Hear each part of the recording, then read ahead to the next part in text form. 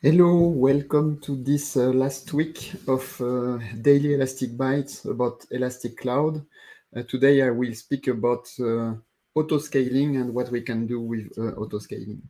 So let me open my cloud instance here. When you create a new deployment, you will by default have this message saying that autoscaling is available and you can enable it. We are going to see that in a moment. So here I have the latest version, and I have deployed a very big cluster with many type of instances. And so I have different kind of data tiers. For example, I have here a hot tier with only 8 gigabyte of memory and only 360 gigabyte of disk.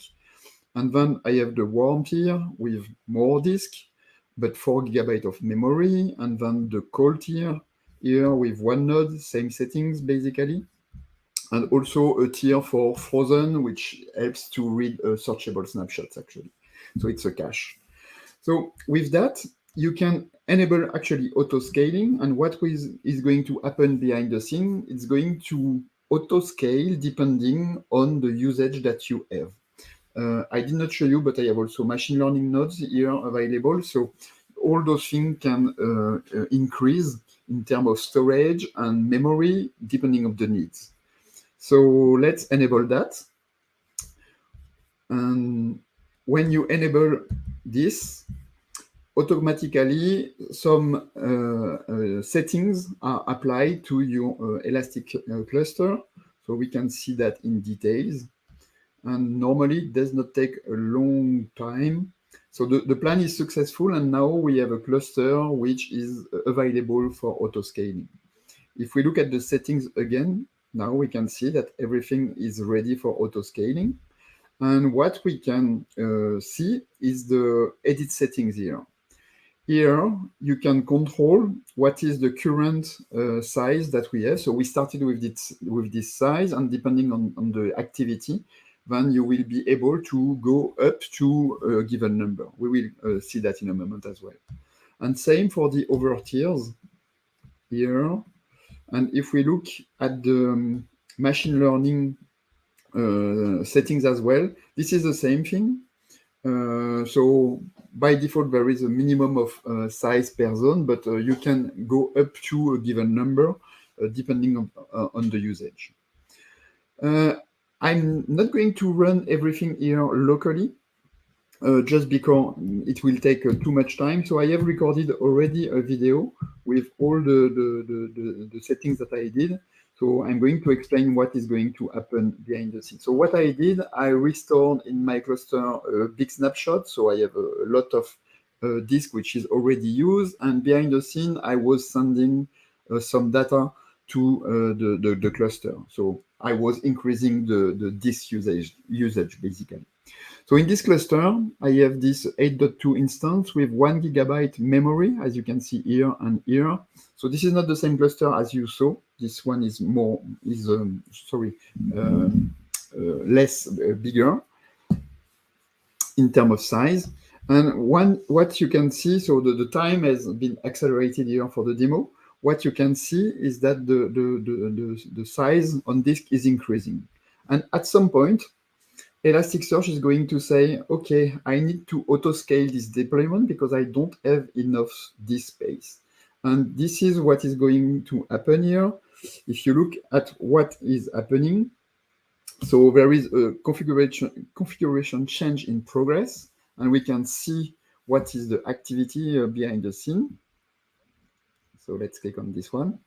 And we can see that auto-scaling started a few seconds ago, and it is changing the size for the Elasticsearch instances from 1 gigabyte to gigabyte of memory. We can see the details of that here. So this is performing a classical rolling change, and as you can see, it's resizing the instances. So here we can see that this cluster has now 2 gigabyte, this node, sorry, has now 2 gigabyte of memory. So the things is happening behind the scene. Don't be confused by the number of gigabyte here. This is a mistake. It's actually 90 gigabyte. We will see that in a moment.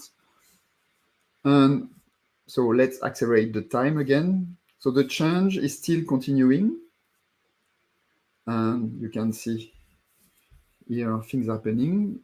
So it's still running, and now we can see here that this node has also started to grow, and we are expecting to have a 2 GB of memory. This one is reporting the 90 GB of disk. This is what we need to accept the data that we are sending to the cluster.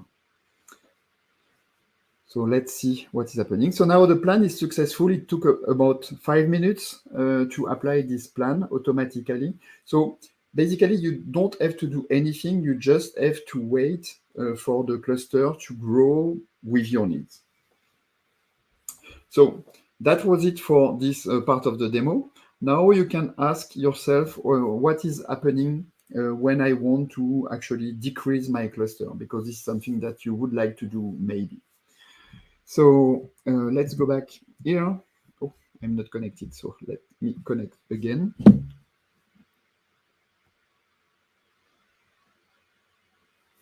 And send my call here. Go ahead. So in this autoscaling demo cluster here, you saw something which is super important is that the current size per zone is this one, but you can set a maximum size per zone. If you want to have a nice control of the cost that you will have behind the scene, then you can design up to what storage, what capacity of memory you want to go. So you can just change that, for example, and say, okay, I don't want to be more than the double of the size. At every time you do something like this, don't forget to update and then save the change that you did to apply those changes. So the settings that I've shown you apply to actually all the nodes which are available for autoscaling. Let me show you another demo. So what is going to happen if you want to downscale? Elasticsearch and Elastic Cloud is not going to downscale automatically. So if you want to do that for now, you need to go to the edit settings. Here I have my 2 GB cluster. And instead of having this current size per zone, you can force the set size by clicking on this button, force set size button, and say, okay, now I want to have 1 GB. I want to reduce because I'm not using anymore all the disk space that I was using previously. So there is no automatic downscaling yet. It might happen in the future, but it's not available yet. So don't forget to update here. So click, and don't forget then to save the settings. And this is going to happen. Yes, save. And once it's done, it's going to actually resize again the cluster and decrease the cluster to 1 GB again. So that was it for this autoscaling session. I hope that you enjoyed the session. Tomorrow you will have another one about logs and monitoring a cluster by Philip. So that's all for today. Have fun and see you.